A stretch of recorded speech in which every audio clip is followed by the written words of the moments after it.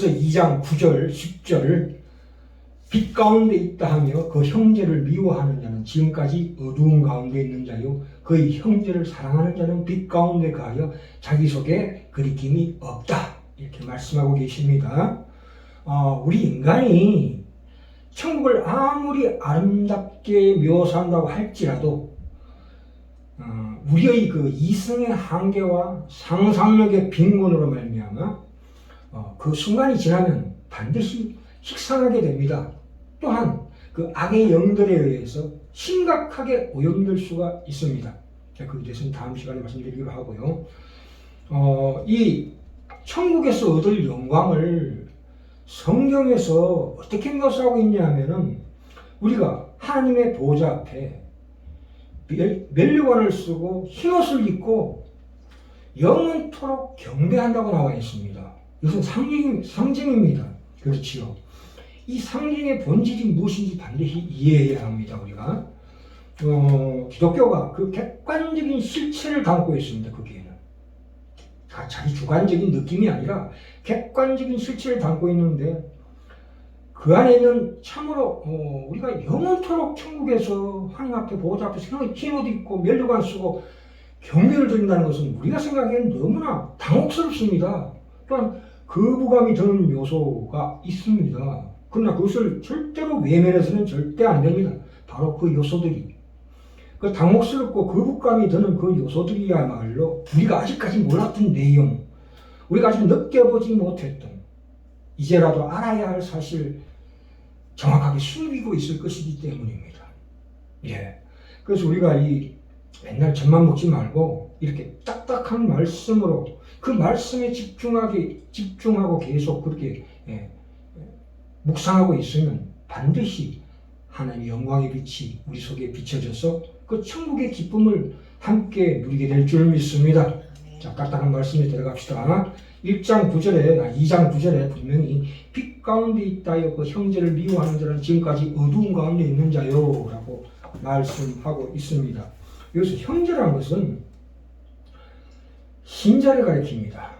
신자가 같은 신자를 사랑하되 우선적으로 최우선적으로 해야 된다는 것이 성경적인 교훈입니다. 우리가 그러니까 그 신자 속에는 반드시 나의 사랑하는 남편, 아내, 부모, 형제 포함시켜야 마땅합니다. 지금 그러고 계십니까? 자, 그리고 여기 빛 가운데 있다 하는 말씀은 1장 5절 6절이 정확하게 나와 있습니다. 빛 가운데 있다는 것이 어떤 것인가가 자, 요한일서 1장 5절 6절에 보시면 하나님은 빛이시라 그에게는 어둠이 조금도 없으시니라. 그렇기 때문에 6절에 만일 우리가 하나님과 사귐이 있다고 이렇게 나옵니다. 하나님과 사귐이 있다 하는 사람은 그 속에 어둠이 전혀 없다. 이 말씀이십니다. 왜 어둠이 없겠습니까만은 이거는 현재 동사입니다. 그렇기 때문에 앞으로 그렇게 반드시 그렇게 된다. 하나님의 말씀은 변개치 않는다. 그 말씀이십니다. 보이지 않는 형제를 사랑하는 열매를 반드시 낼 수 있다. 사상 20절에 나오지요. 보시면 누군지 하나님을 사랑하노라 하고 그 형제를 미워하면 이는 거짓말하는 자예요. 보는 바 그 형제를 사랑치 않는 자가 보지 못하는 바 하나님을 사랑할 수가 없느니라 이렇게 말씀하고 계십니다. 아까도 말씀드렸지만 이 형제를 미워하는 자는 지금까지 어두운 가운데 있는 자요라는 말씀은 상습적으로 미워하는 것을 가리키고 있습니다. 그렇죠? 물론 우리도 미워합니다. 누군가를. 그러나 반드시 회개가 따라오게 됩니다. 10절에 보시면 그 형제를 사랑하는 자는 빛 가운데 가하여 자기 속에 그리낌이 없다고 나옵니다. 이 자기 속에 그리낌이 없다는 말씀은 내가 하나님의 빛을 참되이 가졌으므로 나를 망하게 할 어두움이 내 속에 없다는 말씀이십니다. 11절에 볼까요? 이것은 무슨 얘기냐면 10절의 말씀은 하나님의 자녀로서의 신분적인 결과로서의 확실성을 얘기하고 있습니다. 신분적으로는 확실하다. 하나님의 자녀로서 어둠이 전혀 없는 존재가 되었다. 그 뜻입니다. 수준은 아직 미달입니다. 수준은 아직 미달이에요. 거지 왕자예요. 거지 왕자. 11절에 그의 형제를 미워하는 자는 어두운 가운데 있고 또 어두운 가운데 행하며 갈 곳을 알지 못하나니 이는 어둠이 그의 눈을 멀게 하였습니다. 그러니까 동일한 주님을 신앙하는 자를 상습적으로 미워한다면 그것은 바로 주님을 믿지 않는 사실을 실증하는 거지요. 그래서 우리가 재빨리 회개해야 합니다. 그러니까 사람의 양심이라는 것은 하나님에 의해서 보혜사 성령님에 의해서 반드시 훈련받아야 한다. 그냥 양심을 그대로 계속 그냥 억압해 두면 그 양심이 마비된다고 말씀드렸습니다. 물론 미움이라고 해서 다 나쁜 것은 아닙니다. 광명정대한 미움도 있을 수 있습니다. 그것은 뭐냐? 마귀와 죄를 미워하는 것이죠. 그리스도 안에서 영적인 형제된 자를 사랑하라. 이 말씀이십니다. 그것은 요한일서 4장 20절에도 정확하게 나오고 있습니다. 그래서 하나님을 사랑하느라 하고 그 형제를 미워하면 이는 거짓말하는 자라. 보는 바 그 형제를 사랑하지 않은 자가 보지 못하는 바 하나님을 사랑할 수가 없느니라. 횡적인 형제 간의 사랑이 있어야 종적인 하나님의 사랑이 성립이 된다. 그래야 형통해진다. 이 말씀이십니다. 우리가 상습적으로 형제를 미워하는 것은 사실은 성격적인 차원이 아닙니다. 그건 죄의 뿌리에 근거하고 있습니다. 반드시 내가 타인, 상대방, 대상을 느낄 줄 아는 기쁨이야말로 인생을 가장 가치 있게 하는 중대한 경험이며 천국의 맛입니다.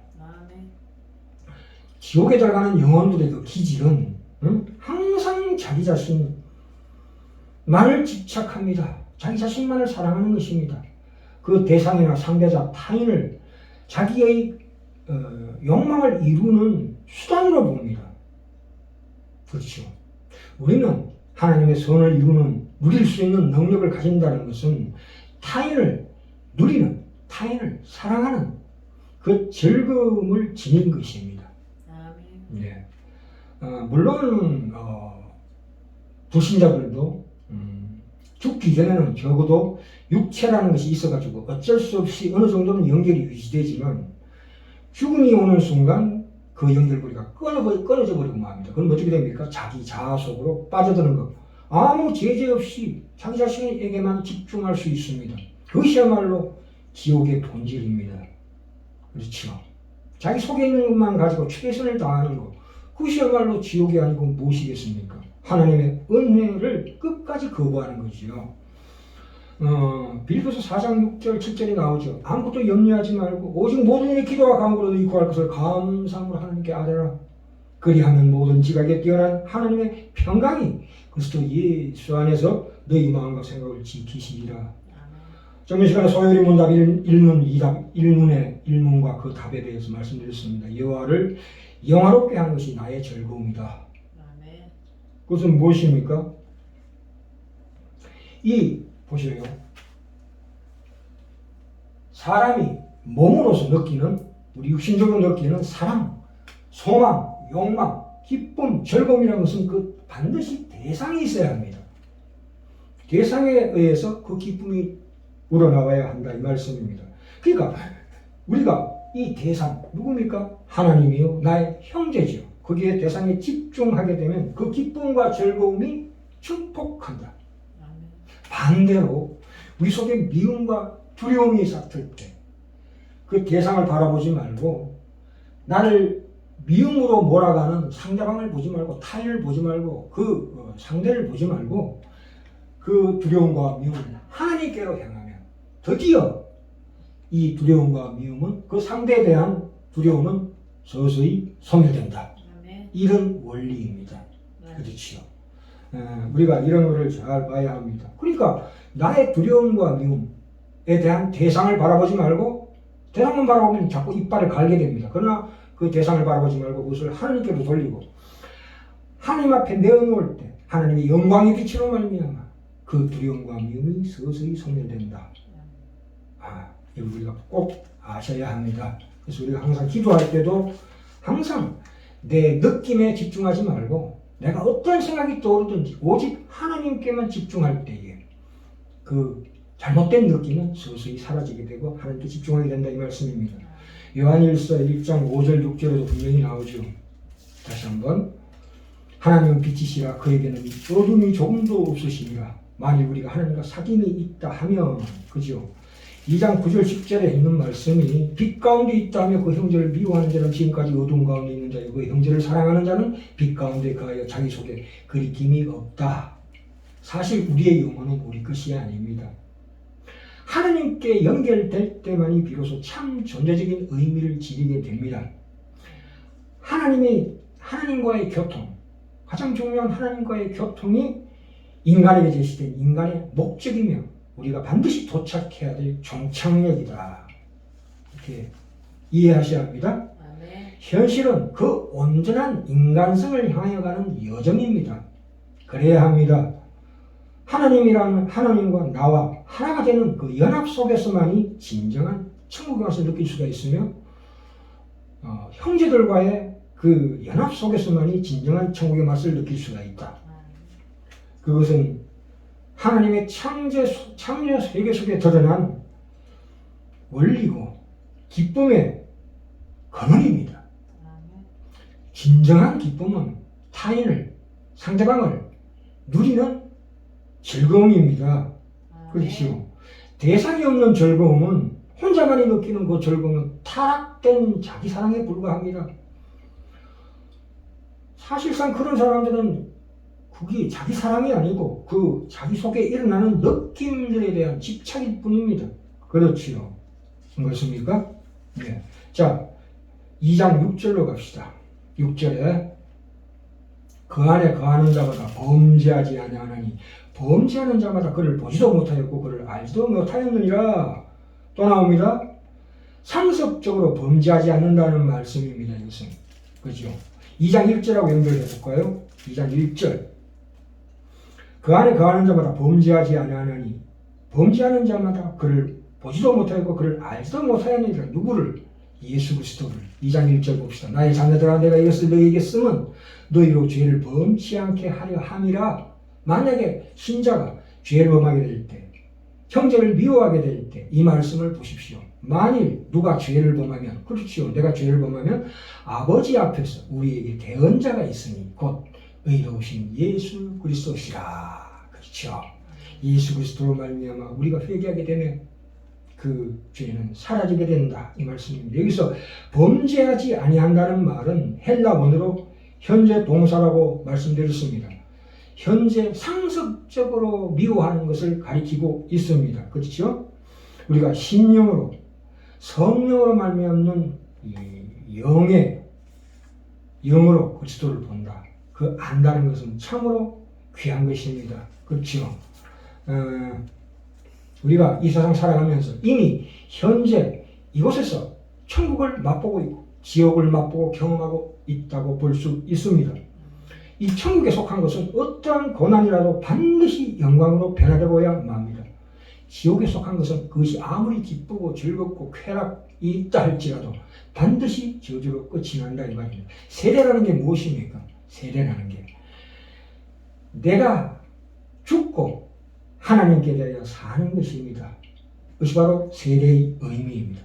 상대에 대해서 살아야 합니다. 상대라는 것은 예수 그리스도를 말씀하고 있고 우리 사랑하는 형제를 가리키고 있습니다. 자, 3장 9절에 볼까요? 3장 9절로 넘어갑니다. 아까 3장 6절 했죠? 2장 6절에 죄송합니다. 2장 6절이고 3장 6절, 3장 9절로 넘어갑니다. 하나님께로서 난 자마다 죄를 짓지 아니하니 또 나옵니다. 비슷한 말씀이 또 나오죠. 이는 하나님의 씨가 그의 속에 거하며 저도 범죄치 못하는 것은 하나님께로서 났음이라. 이 중생된 생명이라는 것은 참으로 성령에게 붙들리운 그 범인의 영적 생명을 의미합니다. 이게 하나님의 씨라는 것이 나옵니다.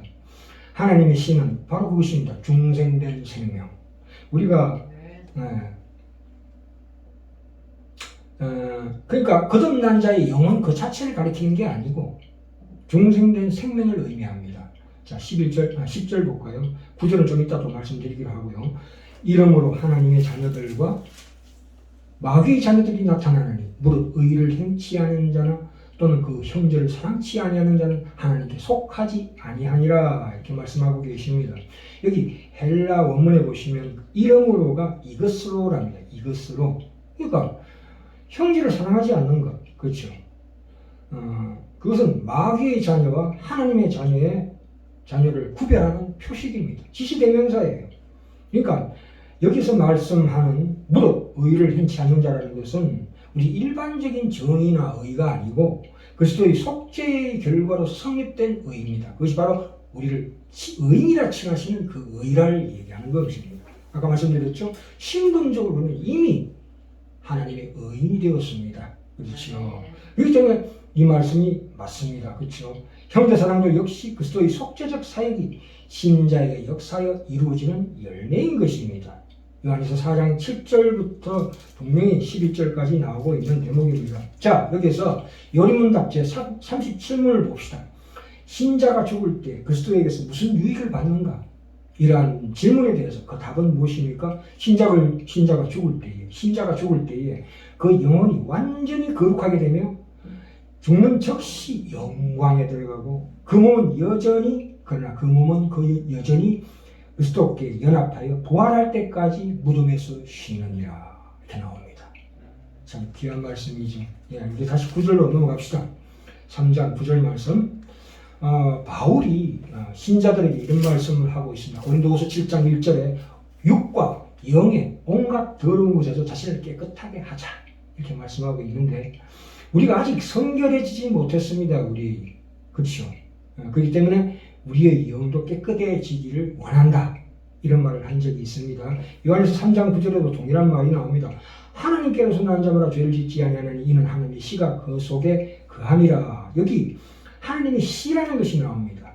씨라는 것은 우리가 하나님의 창조로 하나님의 형상으로 지원받았다는 것은 그 속에 어떤 그 본질이 포함되어 있냐면 하나님을 아는 것과 하나님을 섬길 수 있는 기질이 우리 속에 주어졌다 이 뜻입니다. 하나님처럼 그 본질이 변했다는 게 아니에요. 하나님의 형상으로 우리를 지으셨다는 것은 그 속에 하나님을 아는 것과 또 하나는 하나님을 섬길 수 있는 기질을 우리에게 주신 거지요. 그것이 바로 중생된 생명의 가장 중요한 핵심적인 원리입니다. 그것이 방향키죠. 배가 동쪽으로 갈까 서쪽으로 갈까를 결정하는 것이 무엇이 결정합니까? 배의 키가 결정하는 것이죠. 바로 그 키를 우리에게 달아주셨다. 그것이 바로 중생의 가장 중요한 핵심 원리다. 이 말씀이십니다. 이 에베소서 1장 13절부터 14절에 분명히 거듭난 자는 성령의 인치심을 받았다고 나옵니다. 그 요한도 이 말씀이 나오지요. 이 요한을 특별히 요한 이서를 통해서도 현재에도 나를 가리켜 신자를 가리켜 범죄하지 않는 자라고 합니다. 왜요? 미래에 확실히 이루실 것을 가리켜 현재에 벌써 이룬 것처럼 표현하는 이유입니다. 그것은 무엇입니까? 결코 하나님은 일정 이력도 변개치 않으시고 다 이루시는 분이시기 때문입니다. 이것이 요한 일서의 가장 중요한 특징입니다. 물론 구약 선지서에도 이런 말씀이 많이 나옵니다. 이런 것에 비유할 수 있죠. 어린아이가 두 발로 걷지도 못하고 벌벌벌 깁니다. 그러나 아직 사람 구실을 못하죠. 그렇다 할지라도 그 아이가 장성한 사람과 마찬가지로 귀히 여기며 그 인간의 존엄성을 인정하는 것과 똑같습니다. 그렇지 않습니까? 네. 우리는 비록 벌벌벌 기는 어린 아기이지만 그러나 하나님은 보실 때 장성한 자가 본다. 이 말씀이 요한일서의 가장 중요한 특장점입니다. 자, 하나님께로서 난자라고 나옵니다. 그런데 하나님께로서 난자라 할지라도 성령께서 우리 안에 계신 성령께서 지켜주시는 그 사람만의 분량만큼의 새 사람을 가리키고 있습니다. 완벽한 새 사람이 아니고 그 사람의 그릇에 맞는 그 분량만큼의 새 사람을 가리키고 있습니다. 그렇죠. 하나님께서 난자라는 뜻이.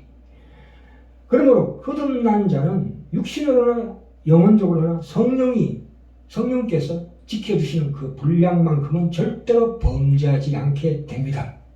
그렇죠. 우리가 로마서 8장 가볼까요? 8장에 여기 나오죠. 5절부터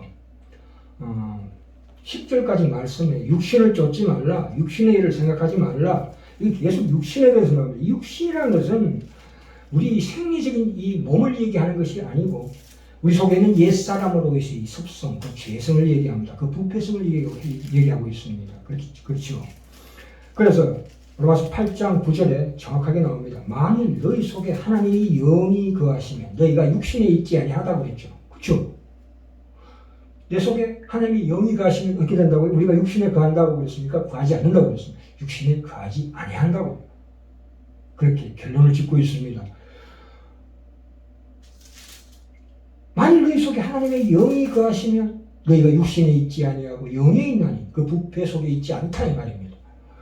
누구든지 그리스도의 영이 없으면 그리스도의 사람이 아니라 이렇게 말씀하고 계십니다. 그렇죠. 소요리 문답 제37문 아까 말씀드렸죠. 우리가 신자가 죽을 때에 그 영혼이 완전하게 거룩하게 되는 하나님의 영광이 예비되어 있다.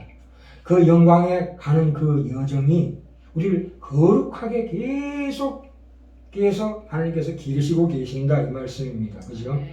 이 중생이라는 것은 인간이 갑자기 완전한 변화가 이루어지는 것이 아니고 서서히 점진적으로 변하게 되어 있습니다. 그렇지 않습니까? 그러나 그 변하는 과정 가운데서 반드시 연합이 있게 된다. 하나님과의 연합, 형제와의 연합이 반드시 있게 됩니다. 우리가 그 신앙이라는 것은 공동체입니다. 안 그렇습니까? 우리가 우리 오장육부를 한번 비교해 봅시다. 오장육부라는 것은 각자의 기능뿐만 아니라 구조와 기능이 다 틀립니다. 오장육부의 기능도 그 위계 질서가 다릅니다. 마찬가지로 우리 형제들 간의 기능과 구조와 위계 질서도 다 다르다 이 말씀입니다. 그래서 하나님은 각 사람에게 각자의 스토리를 주십니다. 그래서 그것이 연합함으로 말미암아 그것이 그 연합하는 것이 바로 각자의 개성이 뚜렷하게 드러날 수 있는 확실한 길이다. 그렇지요. 예. 우리가 신앙 공동체적 삶을 추구해야 합니다. 예. 11절에 볼까요? 다시 넘어갑시다. 요한일서 3장 11절. 우리가 서로 사랑할지니 이는 너희가 처음부터 들은 소식이라. 이게 서로라는 말이 나옵니다. 서로 그리스도께서 속죄해 주신 사랑의 근거를 가진 가장 중요한 말씀이십니다. 신자라면 누구나 그 예수 그리스도의 속죄의 사랑을 받은 자이니만큼 남을 사랑할 수 있는 그 근거가 확실하다. 그래서 서로 사랑하면 그 즐거움과 기쁨이 불꽃이 타듯이 더 커질 수 있다. 이 말씀이십니다. 자, 우리 결론 갑니다. 13절 볼까요? 형제들아, 세상이 너희를 미워하거든 이상히 여기지 말라. 그렇지요. 신자는 세상의 미움을 받는 것은 그가 세상과 타협하지 않는 증거입니다. 그것이 바로 그의 생명줄입니다. 14절 마지막으로요. 우리가 형제를 사랑함으로 사망에서 옮겨 생명으로 들어간 줄을 알거니와 이렇게 나옵니다. 여기 사망과 생명이 있습니다. 이 옮겨라는 말은 현재 완료 동사입니다. 벌써 옮겨진 사실을 가리키고 있습니다. 아까도 말씀드렸죠. 요한일서의 가장 중요한 특징은 참된 신자의 구원을 이미 현재 이 현실에서 이미 이루어진 것으로 보는 시각이 있다고 말씀드린 바와 같이 사망에서 옮겨 생명으로 들어갔다는 것은 형제를 사랑함으로 증거될 수 있다. 이 말씀이십니다. 예, 여기까지.